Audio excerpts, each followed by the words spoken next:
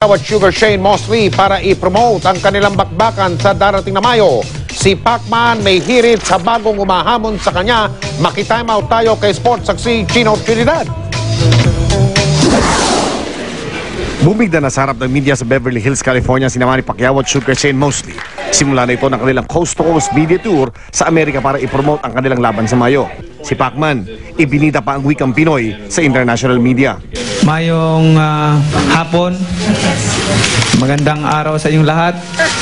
Ito na ang sunod na pagkipagbakbakan ni Pacquiao matapos niyang pulbusin si Antonio Margarito noong Nobyembre. Kapwa kinakitaan ng pagrespeto sa isa't isa, sina Pacquiao at Mosley. Excited ang makabakbakan ang 8th Division World Champion si Pacman. Bakas na ang determinasyon niyang manalo. That means a lot. I mean, it shows what type of fighter he is, what type of person he is. He's a true warrior and a true fighter, and he fights all the best. I want to win, he wants to win, and it's a fight to the finish.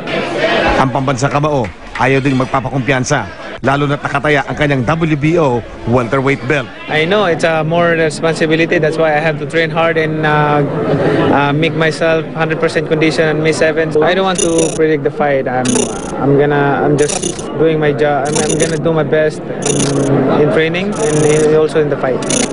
Pero may simpleng hirit si Manny sa bagong humamon sa kanya. Good luck to both of us and especially to Mosley team.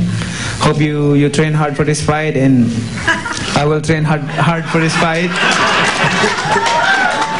Mula California, diretsong Las Vegas si Pacman at pagkatapos ay pupunta sa New York at Washington DC kung saan inaasahang makakaharap niya si US President Barack Obama.